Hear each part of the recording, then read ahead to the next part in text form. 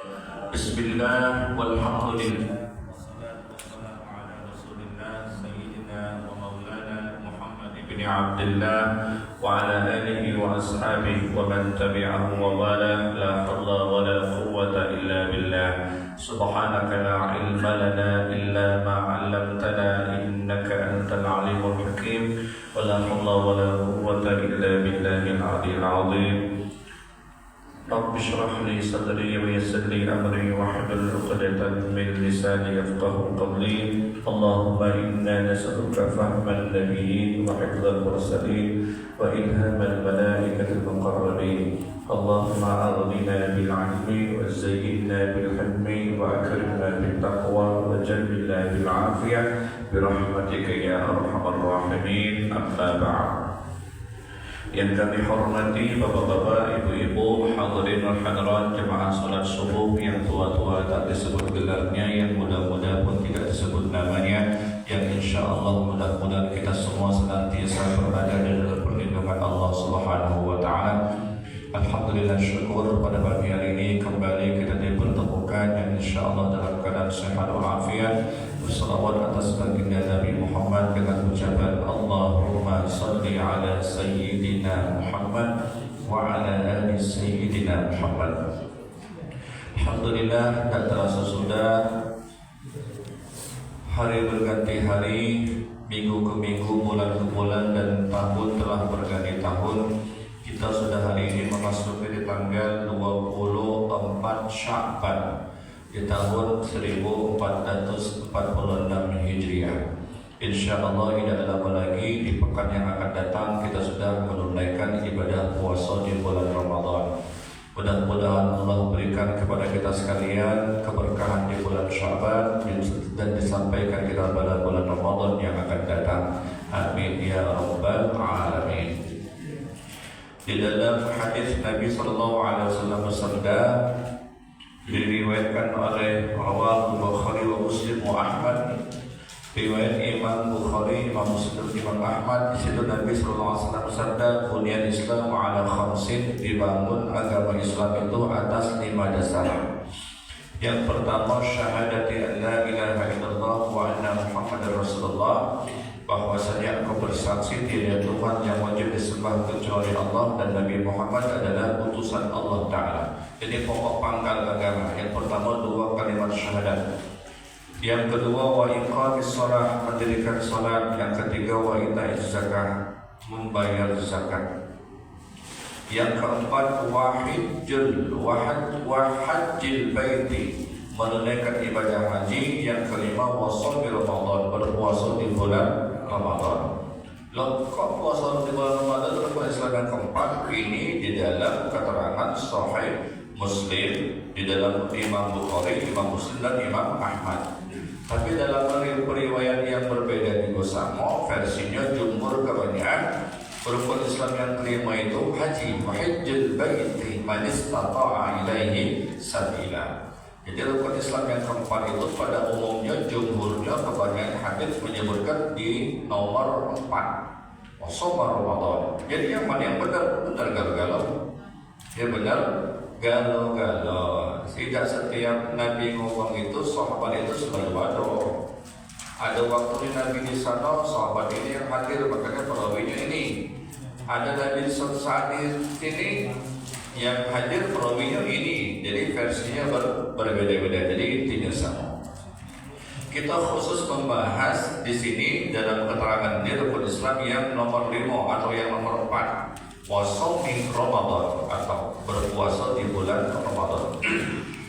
Di dalam waktu yang akan datang, Muhammadiyah telah menetapkan jatuhnya 1 Ramadan itu malam 1, tanggal 1 bulan Maret, okay, berdasarkan dengan ilmu hisab.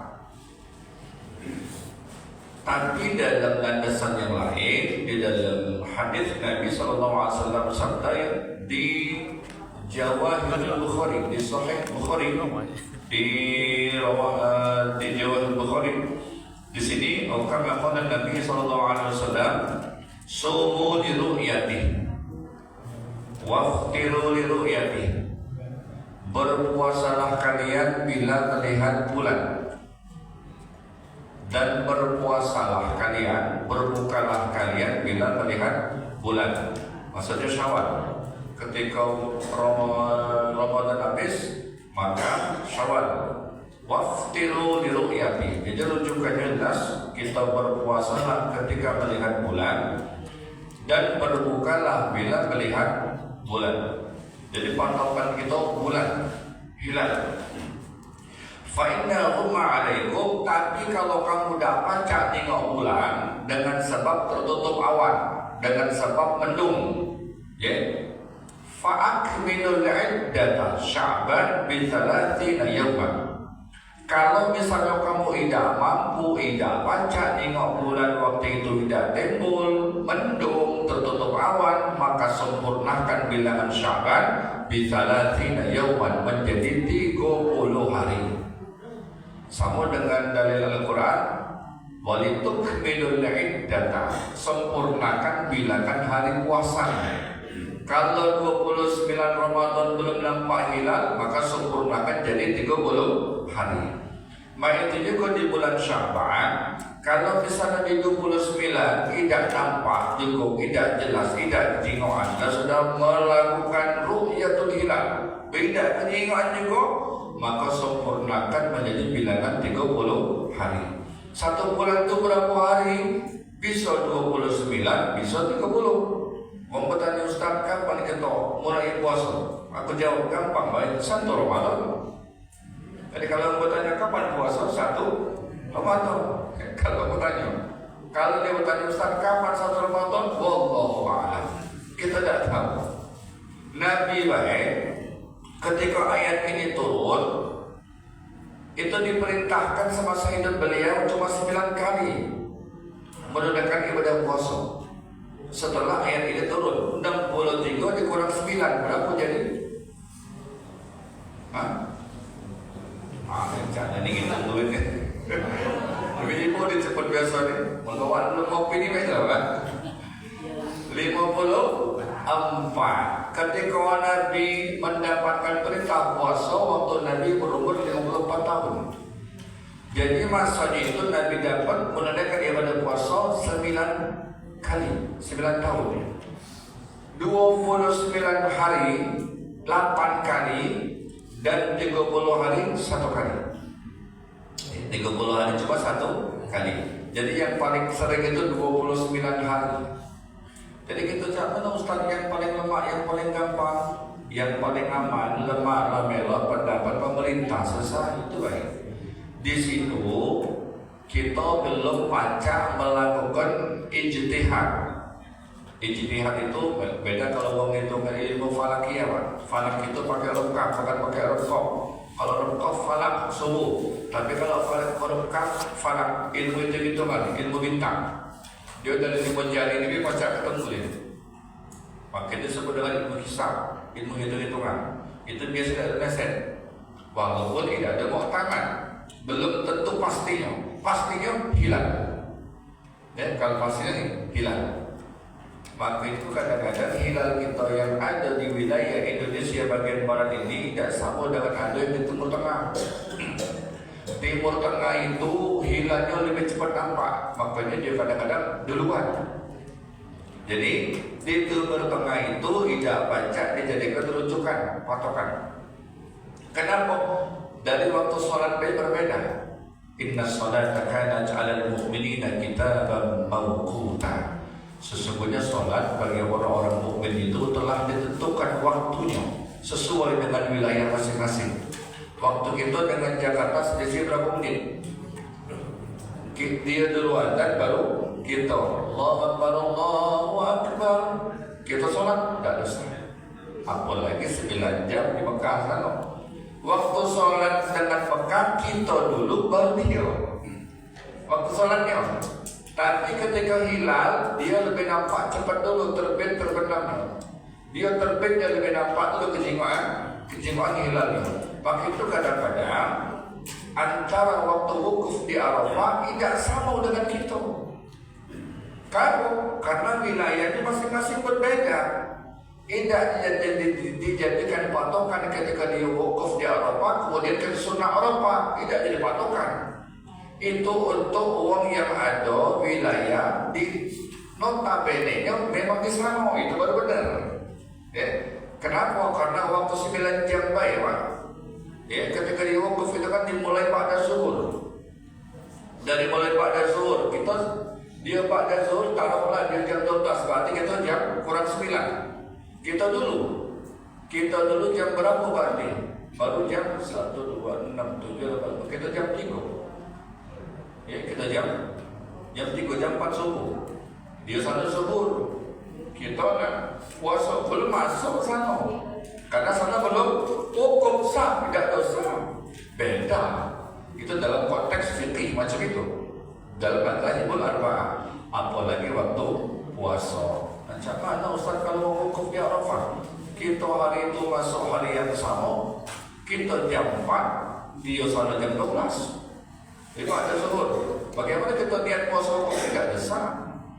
Habis dia wukuf selesai, sampai dia selesai, kita baru jam 12, baru masuk puasa Arafah. Boleh, tidak ada salah. Lagi malamnya, baru malam baru besoknya. Karena perbedaan waktu. Ada ngomong di dalam statement, ada wong di YouTube itu, inilah soal puasa sunnah Arafah, yang lain boleh berbeda, tetapi tidak bisa kalau puasa sunnah Arafah. Itu mesti sama. Yang ngatur waktu itu siapa? Apa dia baca ngatur waktu? Allah yang ngatur waktu. Jadi tidak ada baca, kita tak mendoktrin kalau kita yang paling benar. Ini namanya hukum. Itulah ya, maha bijaksananya Allah Ta'ala. Kita dalam apa? Waktu kita lebih kurang 24 jam. Ada beberapa bagian negeri yang di sana dia tidak ketemu malam. Tidak ketemu malam di negeri apa betul? Ya Allah, mana mereka puasa gitu. Mereka buka jam berapa jam itu kita bersyukur ya kita di Masya Allah. Ketika dia berbuka, ya Allah, mana dia berbuka, tidak ketemu malam. Ada juga malam, Allah jadikan siang dan malam. Cuma mungkin waktu jedanya tidak ada lama, paling cuma berapa lama. Ada kita dengar berita yang mereka sampai tidak ketemu malam. Allah wala quwwata illa billah. Kita ni banyak-banyak bersyukur kepada Allah Ta'ala. Dia dari mulai terbitnya matahari fajar sedih sampai dengan tenggelamnya dia ghurubi syamsi, tenggelamnya matahari. Jadi patokannya kalau nak lebih amannya meloklah cara pemerintah. Kenapa? Karena di situ orang yang duduk pakar-pakar dari situ ahli galau-galau di bidang hisab, di bidang ru'yatul hilal, di bidang falak, di bidang ini, di bidang itu mereka memahaminya. Amannya wa ulil amri minkum, melok cara pemerintah. Kalau pemerintah salah tanggunglah dia, itu kalau pemerintah salah tanggunglah dia. Kan pernah tuh kecolongan dulu gitu. Waktu kita puasa, tahu-tahu lebaran. Itu tanggunglah dia orang yang duduk di sana. Nah, di sini ketika melihat bulan itu 4 derajat pada sama. Apa 6 derajat kita sini standar 4 derajat pada sama. Kalau setengah derajat, 2 derajat itu belum. Kalau Turki itu 8 derajat baru dia. Kalau kita sini ada standarnya, ada standar hilal gitu. Dan juga uang yang nyingok itu yang jelas bukan uang yang pasek, uang yang pajak dipegang omongannya. Tapi kalau uang pasek itu memang dia sekalipun dia pasek, walau kana fasiko, meskipun dia uang pasek sekalipun, kalau memang pajak dipegang omongannya, memang benar siap disumpah, sudah masuk waktu puasa. Bapak Ibu sekalian, ini tentang masalah ru'yatul hilal. Di dalam surah Al-Baqarah ayat nomor 183. Di sini Allah Subhanahu wa taala telah mewajibkan bagi kita selaku orang-orang yang beriman. Sebagaimana firman Allah taala, a'udzubillahi minasyaitonir rajim, ya ayyuhalladzina amanu kutiba 'alaikumus syiyamu kama kutiba 'alal ladzina min qablikum la'allakum tattaqun. Ya ayyuha, ini harfun nida. Siapa yang dinida, siapa yang diseru, siapa yang dipanggil, ai amanu, yakni orang-orang yang beriman. Ya ayyuhalladzina amanu, hai orang-orang yang beriman. Berapa banyak uang yang tidak terpanggil dengan ayat ini?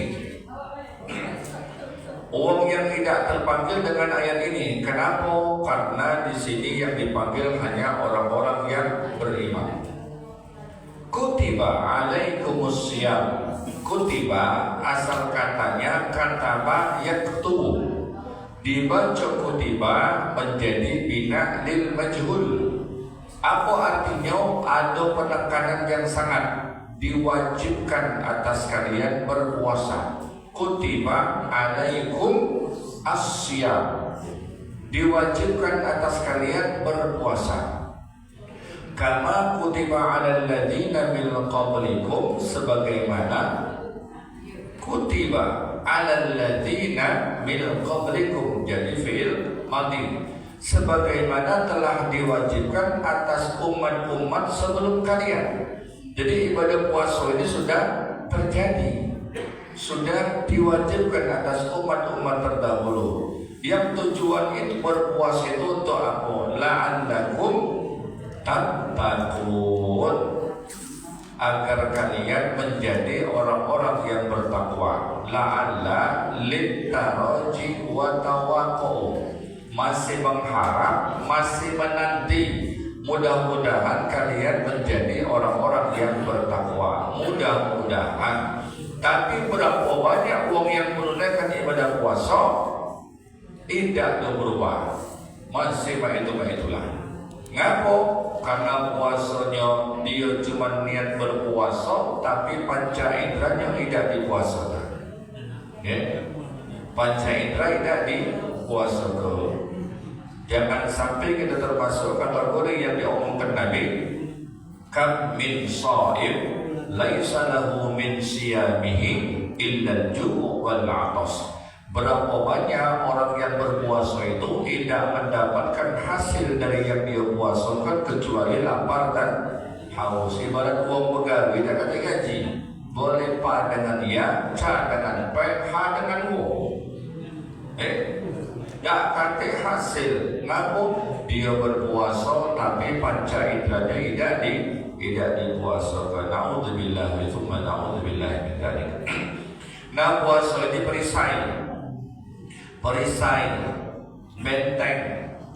Ketika kita tidak berpuasa, maka manto ini kadang-kadang, namanya manto ini, Bu. Manto ini nak mau masulah. Apalagi barang bagus, Pak Haji benar ini. Barang-barang bagus. Ya, subhanallah. Tengok dari belakang, wow, musim deh. Tengok dari kanan, wow, mantap deh. Tengok dari kiri, wow, keren deh. Pas tengok dari depan, wow, ngeri deh. Astagfirullah, tidak berjangkau. Aduh, mata ini kadang-kadang Masya Allah, masih nak nawas tu lah. Memandang dengan syahwat ketika dia berpuasa, maka terjaga.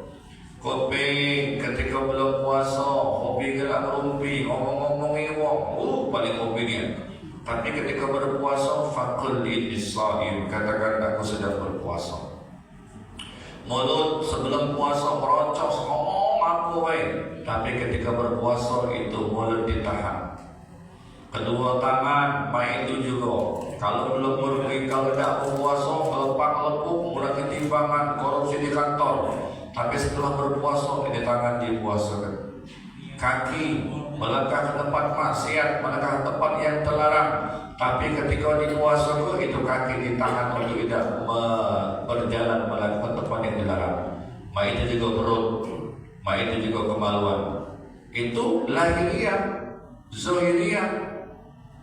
Batiniannya juga dijaga, tidak ada rasa iri, dengki, hasud, dendam, godok, marah, cerdikan gawe uang, ujub, pria, dan lain sebagainya. Itu juga dibuang. Kenapa? Karena puasanya perisai. Ibarat bangunan rumah sudah kokoh, maka dilindungi dengan atap Atap itu melindungi hujan, melindungi panas, melindungi badai. Kalau atapnya bocor, nah makanya harus ditambal, dikuatkan lagi. Maka itu puasa adalah benteng, adalah perisai untuk melakukan segala hal-hal yang dilarang oleh Allah Subhanahu wa taala. Nah, ketika dia berpuasa, timbullah jiwa manusia. Manusia berwujud malaikat. Manusia, yaitu manusia tapi berwujud malaikat. Kenapa? Malaikat tidak melakukan segala yang dilarang. Wajar, tak kata nafsu, tak kata istimewanya, tidak pernah salah, biasa. Tapi manusia ada unsur api, angin, air, tanah. Ada sifat kehewanian, ada sifat kemalaikatan. Manusia yang dibungkus dengan nafsu, ketika dia berpuasa, dia pacak kendalikan hawa nafsunya. Itulah manusia berjiwa kemalaikatan. Berjiwa kemalaikatan. Kenapa lebih tinggi derajat manusia ketimbang malaikat? Kalau dia beriman, bertakwa, karena manusia punya nafsu. Tapi ketika manusia itu tidak pacak mengendalikan hawa nafsu, maka summaradadnahu asfal safilin. Kemudian kami kembalikan ia ke bentuk tempat yang serendah-rendah. Bahkan dalam bahasa Al-Quran itu, bal hum adall ulaika kal an'am. Mereka sama seperti binatang ternak. Kenapa disamakan seperti binatang ternak? Mereka walahum a'yun la yubsiruna biha, punya mata tapi tidak mau melihat kebesaran Allah. Walahum adhanun la yasma'una biha, punya kuping tapi tidak ada dengar panggilan Allah. Walahum, mereka punya hati tetapi tidak mau beriman kepada Allah. Itulah kata Allah, mereka sama seperti binatang ternak.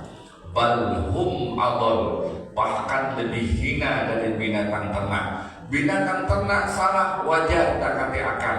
Manusia salah tidak wajar karena punya akal. Na'udzubillahi min dzalik. Maka itu ketika manusia dia berpuasa, muncullah manusia berjiwa kemalaikatan. Kalau dia baca mengendalikan hawa nafsu, maka itu la'allakum tattaqun, agar kalian tergolong menjadi orang-orang yang bertakwa. Apa itu takwa? Takut kepada Allah Ta'ala, imtithalil awamir, menunaikan segala yang Allah perintahkan, wajtinabun nawahi, dan menjauhi segala yang dilarang Allah Subhanahu wa taala. Kalau puasanya membuahkan hasil, Bapak Ibu sekalian.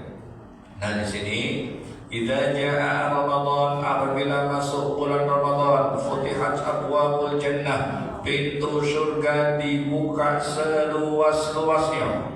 Ghulliqatil abwabun nar, pintu neraka dikunci serapat-rapatnya. Susilatis syayatin, para setan diikat di belenggu.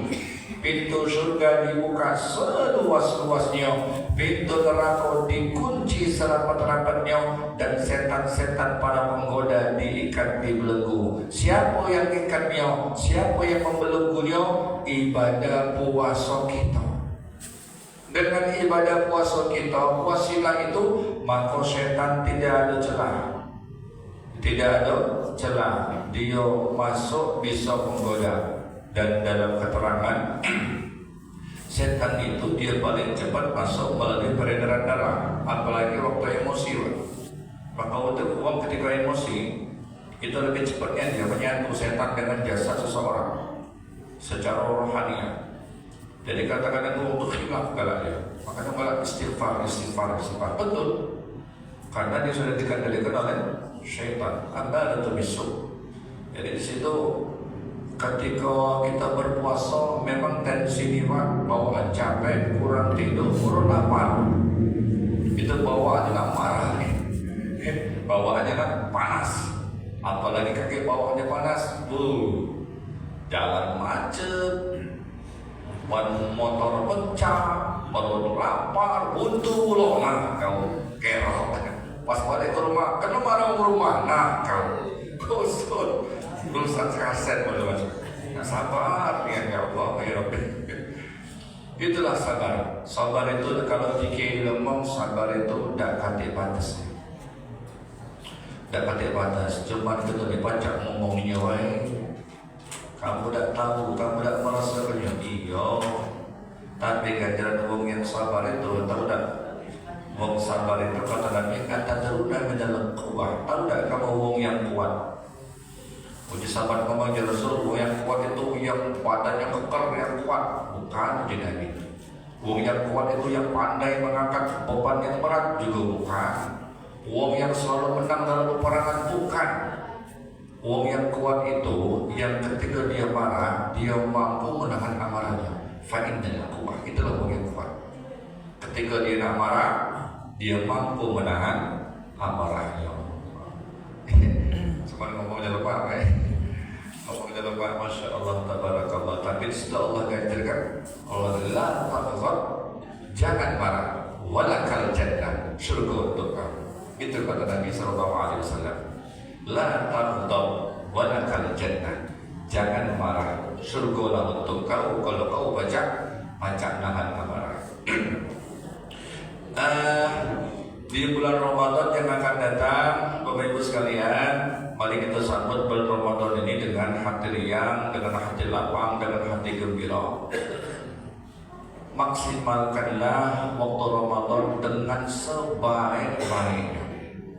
Sebab kita tidak pernah akan tahu Ramadan tahun ini mungkin Ramadan yang terakhir buat kita. Kita anggap seolah-olah yang terakhir. Kita tidak pernah tahu sampai kapan kita hidup. Apa berapa pekan lagi, apa berapa bulan lagi, tidak tahu kita. Maka kita manfaatkanlah dengan sebaik-baiknya. Kita berharap minta mohon sama Allah Ta'ala diberikan kekuatan, diberikan kesehatan, keafiatan, lahir batin sekeluarga. Mudah-mudahan baca menunaikan ibadah puasa di bulan Ramadan ini dengan semaksimal mungkin. Mudah-mudahan Allah jadikan bagi kita sekali di tahun ini, Ramadan tahun ini insya Allah lebih baik dari Ramadan yang sudah, insya Allah Ta'ala. Bapak Ibu hadirin sekalian, kemudian kami ini menyampaikan intisari daripada yang akan kami sampaikan di sini tentang masalah apa itu? Tentang masalah berkaitan dengan syarat puasa. Kalau syarat puasa ini tidak ada begitu banyak sih, ada 4. Yang pertama al-muslim, dia beragama Islam. Artinya kalau dia siakiong, di Cikuang, Citampuan, tidak ada masuk, kecuali dia masih Islam ya. Yang kedua, syarat puasa wal akil, wong yang berakal. Wong yang berakal, akalnya sehat. Kalau akalnya cantik kurang atau dia meluber, itu tidak ada masuk syarat. Namanya dia meluber, apa lebih. Jangan kelebihan, jangan juga kekurangan. Atau dia gangguan akalnya, agama itu untuk orang yang berakal, ulil albab. Yang kedua wal baligh. Yang ketiga baligh. Baligh itu kadang-kadang tidak baca, kita prediksi. Kalau laki-laki perempuan ihtiram, mimpi, atau perempuan dia menstruasi. Tapi kadang-kadang juga ada lanang sampai umur 15 tahun belum dia mimpi. Dalam fikih, kitab-kitab fikih, meskipun dia belum mimpi, bagi laki-laki itu belum mimpi basah, maka dia sudah dihukumkan balik, maksimal umurnya 15 tahun. Maka itu juga perempuan yang belum kedatangan haid, meskipun sudah umur 15 tahun, maka dihukumkan balik. Hukum kepada tapi jangan. Kadang-kadang budak main hari, apalagi zaman HP ini umur 8 tahun apa ada. Alhamdulillah quwwata illa billah. Jauh niat sama-sama kita dulu. Main hari budak 10 tahun masih ada balik dan lain sebagainya. Yang ketiga tadi balik dan yang keempat mampu untuk melakukan ibadah puasa. Jadi mampunya itu artinya dia tidak sakit, dan tidak dalam perjalanan musafir. Kalau dia mampu berpuasa silahkan, kalau tidak ada mampu tidak diwajibkan dia berpuasa. Yang wajib itu wong yang agama Islam, yang berakal sehat, yang baligh dan yang mampu. Kalau dia sakit ada rukhsah keringanan. Wa in kana maridan aw ala safarin fa'iddatun min ayyamin ukhra. Dan apabila ada yang sakit, wa in kana maridan, dan apabila di antara mereka itu ada yang sakit, aw ala safar, atau yang dalam perjalanan. Bisa sakitnya sakit jasmania, bisa juga sakitnya sakit seperti perempuan yang berhalangan atau perempuan yang menyusui, takut anaknya kaget dia binasa, takut anaknya kaget dia sakit misalnya, maka dia boleh. Atau wong tua yang renta, yang tidak mampu lagi untuk berpuasa, jangan disuruh puasa. Waktu berapa lagi ngapa-ngapan disuruh puasa tidak boleh. Ngapa-ngapan disuruh puasa mati loh kan. Jangan, maka itu agama itu yuridullahu bikumul yusra wa la yuridu bikumul usra. Allah menginginkan kemudahan bagimu dan Allah tidak menginginkan kesulitan bagimu. Jadi macam mana Ustaz, wong yang dia tidak mampu berpuasa, bagaimana hukumnya ketika dia tidak berpuasa lagi? Wa 'alal ladzina yutiqunahu fidyatun ta'amu miskin. Bagi wong-wong yang tidak mampu berpuasa, wong mampu ini wong sakit bukan wong sehat, bukan. Ada wong ngomong, ngapa bang Cik tak ada puasa? Aku tak mampu, aku tak kuat. Ngapa tak kuat? Tidak terbiasa.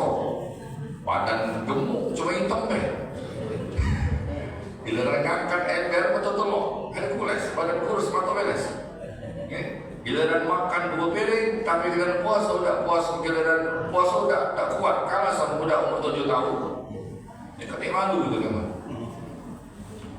Ini maksudnya tidak mampu untuk wong tua yang renta atau wong yang memang ada penyakit yang tidak baca dia puasa, maka diberikan keringanan dia untuk membayar fidyah 1 hari 1 mud. Ya 1 hari 1 mud. Kalau keluarkan zakat fitrah itu 4 mud. 4 mud itu berapa takarannya? Di dalam kitab-kitab fikih diambil kesimpulan dari mazhab Imam Syafi'i 2,8 kg. Ya, 2,8 kg. Pakai beras. Tidak sah mengeluarkan zakat fitrah kalau pakai duit menurut mazhab Imam Syafi'i. Boleh mengeluarkan zakat fitrah pakai duit, tapi kalau taklid dengan cara Imam Hanafi, Imam Abu Hanifah, itu namanya taklid. Mengeluarkan zakat fitrah, afdolnya pakai beras, tidak usah pakai duit. Kenapa? Karena kalau nak pakai duit, taklid mengikut dengan cara Imam Hanafi. Berapa jumlah kursnya? Ini kursnya berbeda. Misalnya dibuatlah ketetapan, misalnya 3 kilo itu jatuhnya 30.000. Misal 30.000. Ya 30.000 minta Syafi'iyah. Kalau dia belok dengan cara duit, dengan cara Imam Hanafi pakai duit, tidak boleh dengan cara kurs Imam Syafi'i. Tidak boleh. Beda ranahnya. Kalau Imam Hanafi macam mana caranya? Kalau Imam Hanafi dia jadi patokan dengan hadis Nabi sa'an min sa'in, sa'an min tamrin atau sa'an min syairin. 1 sok biji gandum dan 1 sok kurma. Soknya itu 1 sok 1 gantang. 1 soknya itu termasuk dengan tamar, kurma. Di atas lagi apa itu selain kurma? Zabib. Makanan-makanan yang berkelas. Jadi makanan pokok di wilayah Timur Tengah, Jazirah Arabia. Apa itu zabib? Zabib itu semacam anggur. Dan juga ada sikot lagi apa namanya itu, semacam dari keju atau semacam apa itu. Jadi kita ambil yang paling bawah. Apa itu paling bawah? Kurma. Berapa kurma sekilo? Katakanlah 50.000. Kita tanya di pasar kurma yang sedang harganya berapa? Misalnya 30.000. Anggaplah paling kecil 30.000. Jadi 4 sak berarti 30 kali 4. Berapa 30 kali 4? 120.000. Kalau nak mengeluarkan zakat fitrah, kalau dengan cara takbir Imam Hanafi, ambil harga kurma berapa sekilo harga kurma dikalikan 4. Jadi 120.000, bukannya 30.000. Itu yang sebenarnya dalam madhhabul arba'ah, dalam 4 madhab. Bagaimana mengeluarkan zakat fitrah yang 2,5 kilo? Sah. Afdalnya 2,8 kilogram, maksimalnya 3 kilo. Boleh tak Ustaz mengeluarkan zakat fitrah pakai duit dengan kurs Imam Syafi'i? Ini dia. Jawabannya boleh, tapi pendapat Imam Hambali. Tapi hukumnya makruh. Untuk apa kita nak ibadah makruh? Itu dalam mazhab arba'ah, dalam 4 mazhab. Dalam kitab 4 mazhab. Kita mengeluarkan zakat fitrah dengan kursnya Imam Syafi'i, dijumlah pakai duit, itu boleh. Tapi apa? Makruh. Tapi kalau jika ini standarnya, bagusnya zakat fitrah itu pakai beras 2,5 kilo. Jangan usah kalau 2,5 kilo dapat pemerintah, boleh, tidak apa-apa. Mereka punya rujukan. Cuman diambil 2,5 kilo ini dulu umat Indonesia ini dijajah oleh Belanda, dijajah oleh Jepang, nak makan lagi susah.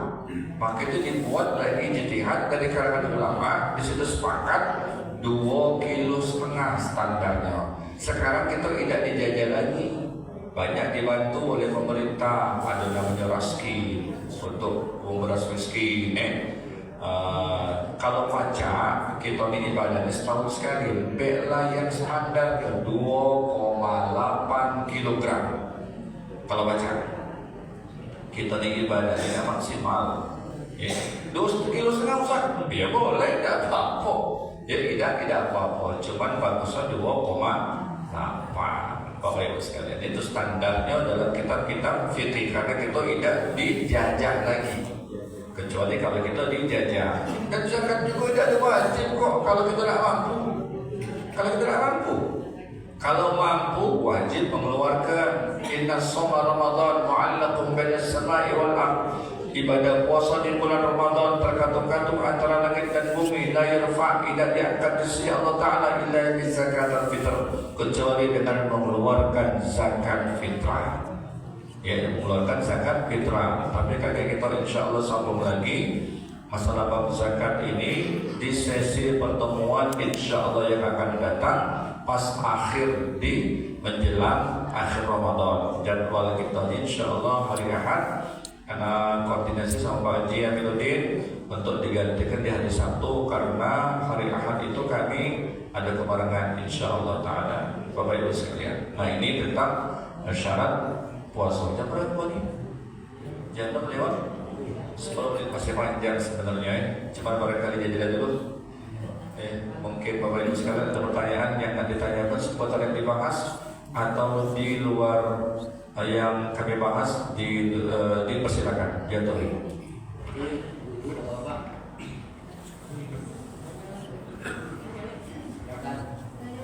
Ya, silakan Bu.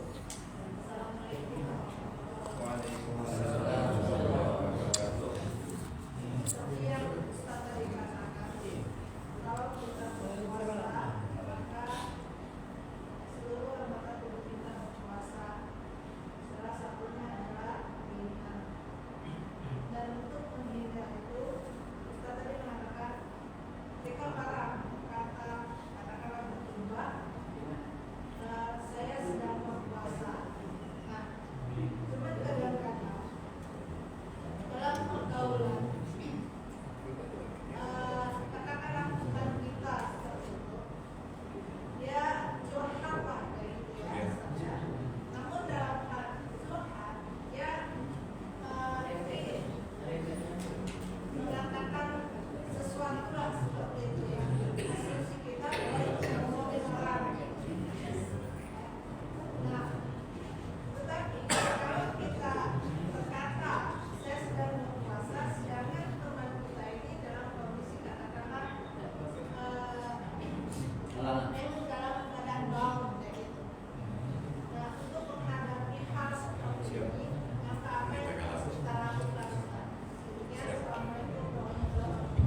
Waalaikumsalam warahmatullahi wabarakatuh. Siap.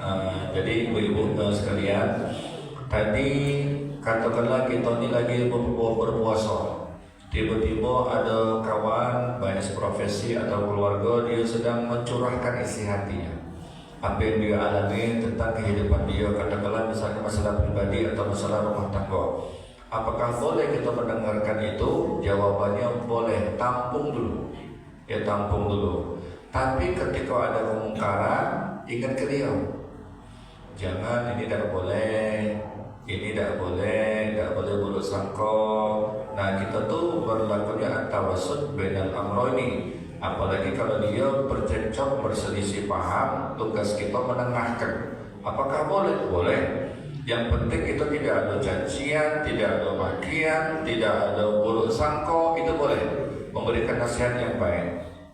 Jadi boleh sebatas di dalam yang diridhoi oleh Allah Ta'ala.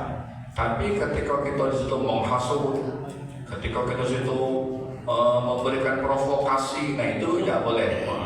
Itu bisa jadi hilang pahala puasanya kalau kita belok nimbrung di dalam sebuah kemaksiatan. Wallahu a'lam bishawab. Ada lagi ya sama-sama ibu? Ya bu, silakan bu. Assalamualaikum warahmatullahi wabarakatuh.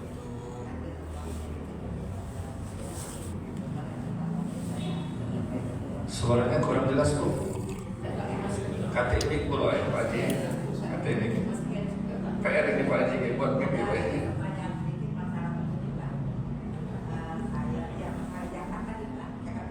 Oh ya.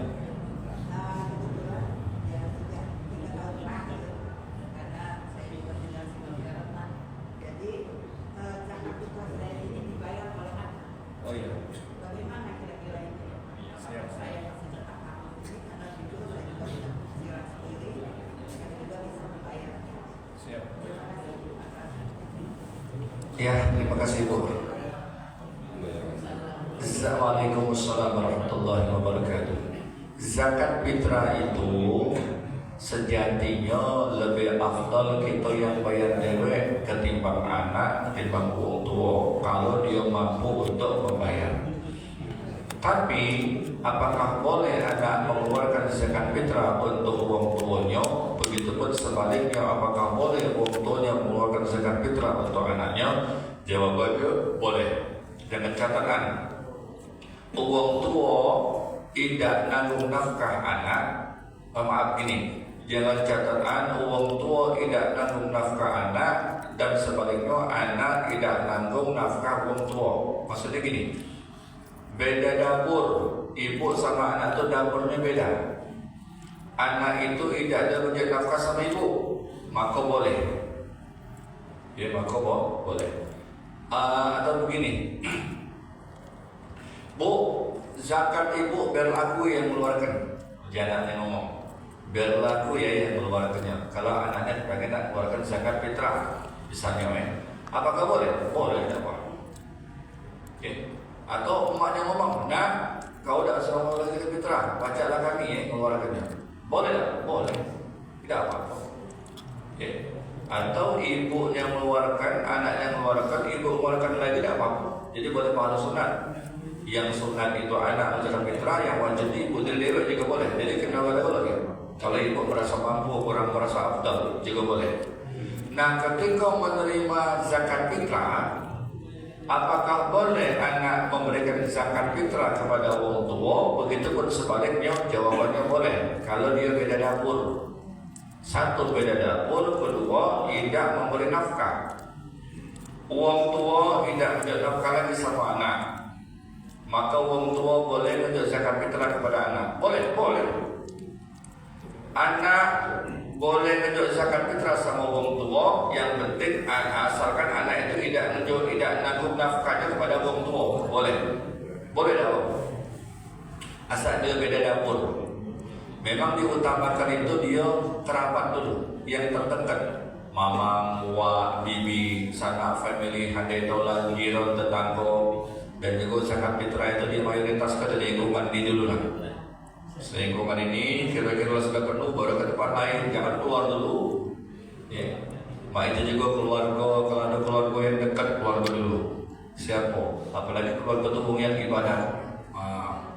Ada juga ustaz keluarga aku cuma gaya mabuk terus, boleh tak dia zakat? Boleh.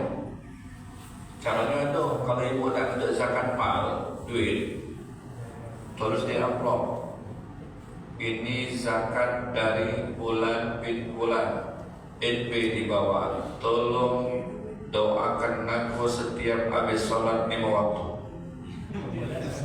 Sebab kalau akal dia itu sehat, baik terus mayang makan beli. Kalau sehat itu secara halus. Jadi untuk mengerahkan ngejok motivasi orang yang takut tadi supaya dia tidak sayang, itu boleh bebas lagi pahalanya. Ya. Kalau bangsa mulai ala semayang, belak mabok dia zakat. Cuma bangsa yang membalak besok di narkoba, beli ke narkoba lagi dia kerok. Yang penting niat kita tidak ke sana. Tujuan niat kita tuh untuk ngajak dia supaya dia sholat. Boleh tak Ustaz kita nyumbang masjid, nyumbang apa, jemput nama kita? Boleh. Siapa mau tak boleh? Yang tak boleh itu riak. Jangan gitu, aku takut riak. Oh, takut riak itu lah kan dia sudah kan. Takut riak. Justru dari sebut nama itu untuk memotivasi. Aku 5 jutain, kamu siapa? Nah itu kan dia tadi untuk motivasi yang lain supaya yang lain juga tergerak untuk nyumbang dan lain sebagainya. Jadi boleh. Bapak Ibu, jadi boleh kalau misalnya anak kita mengeluarkan zakat fitrah untuk kita, boleh walaupun kita mampu. Ada keluarga kami juga dari sebelah rumah, misalnya adik-beradiknya, dia di zakat fitrah ke sama orang tuanya, dan nanti dia ada apa-apa, kamu bela ada sama zakat fitrah yang bela kakek ibu baik dia. Ya sudah, cak mana jadi juga biarlah. Jangan niati dia keluarkan keluarga. Nah, kalau kamu nak lebih abdul, keluarga lagi dapat lebih abdul lagi keluarga dapat. Karena kita ada merasa mampu, ya, ada merasa mampu keluarga dapat. Jadi yang sekok wajib untuk dari kita, orang tua mengeluarkan untuk kita itu sunnah hukumnya sunnah. Sama cak kita berangkat haji. Kita belum berangkat haji, kita menghaji ke orang tua. Menghaji ke orang tua itu hukumnya sunnah. Yang wajib kita dulu pribadi. Kita pribadi wajib kecuali kita harus berangkat haji. Baru boleh menghadiahkan haji untuk orang tua. Mak itu juga umroh.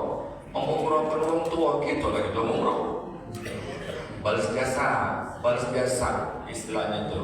Ya, terima kasih sama orang tua kita di umroh dulu. Baru boleh umroh ke orang tua. Kalau galak bareng-bareng nggak itu benar. Allah akan bisa. Ada lagi? Ya terima. Mau nanya Ustaz, ketika kita memberikan zakat, ada suatu saat Pak sekali dapat dulu, tapi didoakan sekalian. Itu gimana? Oh iya, ketika mengeluarkan zakat fitrah ya, pakai beras ya. Ya, lima sama panitia. Tapi panitia itu tidak langsung mendoakan. Dia kami dapat dulu, nanti sekalian ada sudah untuk semua bagaimana? Itu gimana? Ya siap. Yang penting zakat fitrah itu satu niat. Ya niat, baik niat di rumah atau niat di tempat masjid sebagai panitia ya, bukan di badan amil, panitia ambil zakat. Panitia ambil zakat itu dia tugasnya untuk mengingatkan kalau ada masyarakat yang lupa niat. Yang lupa niat, dia kata baca niat dia sama-sama. Kalau ini sudah niat sudah aman berarti. Ketika panitia tidak mendoakan atau orang yang menerima mustahil tidak mendoakan, itu tidak masalah. Yang penting niat kita sudah mengeluarkan zakat. Cuman yang terima juga tidak tahu diri. Sama jauh dia mau kasih minimal macam itu baik. Minimal dia mau kasih ini tidak dia. Jangan sampai kurang ajar gitu ya. Nah, cuman afdalnya doa bin doa, saling doa mendoakan. Ketika kita menjual sesuatu zakat sama uang itu tidak ada mendoakan, tidak apa-apa. Yang jelas, menja'a bil hasanati falahu asyru amsalihha. Siapa yang berbuat satu kebaikan, Allah balas minimal 10 kebaikan. Itu pasti janji Allah dalam Al-Quran. Nah, ketika didoakan atau tidak, itu tidak jadi masalah sah atau tidaknya, tetap sah. Yang penting niatnya. jadi tugas panitia ahli zakat itu bagusnya mereka itu kembali mengupgrade, memperbaharui kalau ada jamaah yang belum ditanya ladinian kelum, itu ya ladin kartu dia satu keluarga diniatkan jadi satu boleh. Diniatkan jadi satu, aku niat mengeluarkan zakat fitrah atas diriku dan atas yang menjadi tanggungan nafkahnya bagi diriku, wajib karena Allah Ta'ala. Boleh dipegang berasnya, boleh tidak dipegang juga tidak apa.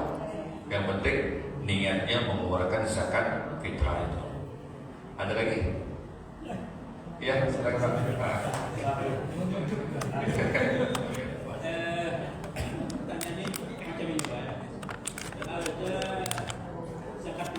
Ya.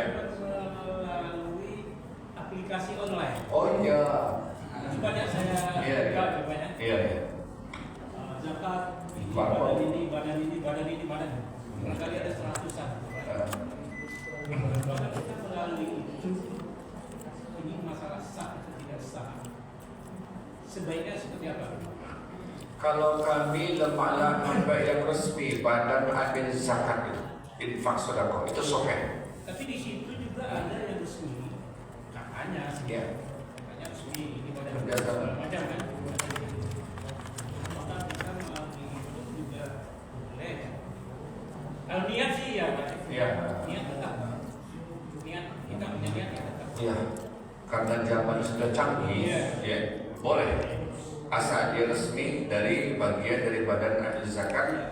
Kita nih ada Basnas Wajib ini selaku ini wajib. Ada termasuk Pak Basnas. Iya Basnas, berarti boleh. Kalau bagian daripada Basnas boleh.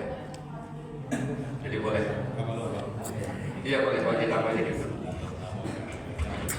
Maaf Bapak ya, jadi kebetulan saya di Badan Amil Zakat ya.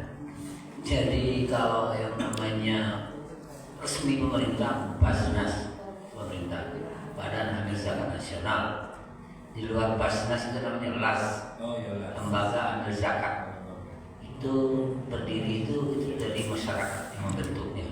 Tetapi LAS itu dibilang resmi apabila dia memiliki kalau SK-nya dari Kemenak. Di luar SK Menak itu istilahnya kalau bahasa kamu zakat itu tidak legal. Jadi jangan sampai LAS-nya lihat dulu. LAS-nya punya izin nggak itu? LAS resmi kalau pemerintah punya dari Kementerian Agama, kalau provinsi dari Kemenak provinsi, gitu. LAS jadi tolong perhatikan kita mengeluarkan zakat maupun zakat mal, zakat yang lain-lainnya itu kita cek dulu. Karena maaf ngomong, iya karena LAS itu kan mereka tuh punya kantor pusat. Kantor pusatnya itu ada di Jakarta, ada di Bandung, di Surabaya, macam-macam. Gitu Pak. Jadi sedangkan mereka beroperasi kalau di Sumatera Selatan itu harus punya izin dari rekomendasi dari Basnas provinsi. Dari rekomendasi Basnas provinsi dibawalah ke Kemenak. Atas dasar rekomendasi itu Kemenak mengeluarkan SK resmi legal. Jadi uang-uang itu yang tidak resmi dari dikelola di sini, dapat uang dari masyarakat dibuang ke kantor pusat. Sedangkan secara syariah uang yang terkumpul di sini untuk kemaslahatan di sini. Nah, maka Ibu biar jelas, jangan sampai saya inilah alas datang rumah banyak, atau misalnya di masjid-masjid datang kalau hari Jumat terus kasih amplop, itu lokal nanti nggak ada, ilegal gitu. Jadi Pak ngomong kalau kita ini Pak tiap bulan itu dikunjungi dari teror anti teror 88 itu Pak didatangkan kita karena ada nggak ini Bapak mengeluarkan izin nggak gitu. Tidak ada rekomendasi dari kami misalnya itu diincar itu oleh apa gitu. Karena uang itu tidak ini istilahnya tidak aman NKRI, aman syariah, aman regulasi, tidak aman tiga itu. Jadi tetap disalahgunakan. Itu tambahan dari saya. Terima kasih. Wassalamualaikum warahmatullahi wabarakatuh. Waalaikumsalam warahmatullahi wabarakatuh. Jadi kalau tidak ragu lagi carilah yang memang resmi gitu Pak Haji. Kalau misalnya yang nggak ada resmi dalam tanda kutip ya kita ragu, tanda tanya lembaga yang aman, Basnas itu yang bagian dari Basnas tadi, atau ada juga yang mengatasnamakan Basnas itu sendiri. Jadi boleh nggak? Boleh, asal dia resmi boleh. Kan cuma kalau yang kurang resmi kan pada nih dompet wafa misalnya, atau ini kami siap menyalurkan ini, dia memang sampai. Cuma kalau kita yakini itu memang betul yang disalurkan boleh. Cuma kalau kita dalam tanda tanya lain baik resmi lah misalnya kan Basnas, nah itu lebih sahih lagi insyaallah taala. Wallahu a'lam bishawab. Ada lagi? Bapak, Ibu, habis cukup? Pas ya?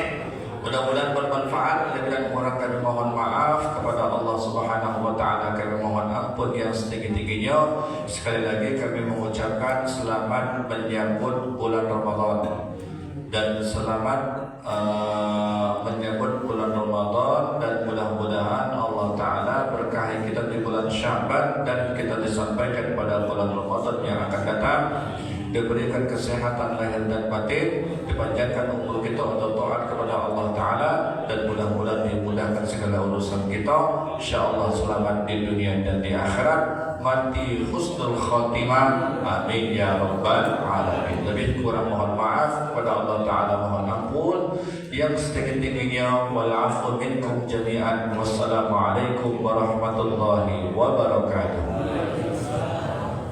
A'udzu billahi minasy syaithanir rajim. Bismillahirrahmanirrahim. Alhamdulillahi rabbil alamin. Allahumma shalli wa sallim ala sayyidina Muhammad fil awwalin wal akhirin wa fil mala'il a'la ila yaumiddin. Allahumma iftah lana min abwabil ilmi wa yassir lana min abwabil ilmi wa zidna ilma wa fahman fil laili wan nahar. Allahumma awrizna ilma ma lam na'lam nashkur lillah. Wa salli wa sallim ala jami'il anbiya wal mursalin walhamdulillahi rabbil alamin. Subhanakallahumma wa bihamdika asyhadu an la ilaha illa anta astaghfiruka wa atubu ilaik. Taqabbalallahu minkum.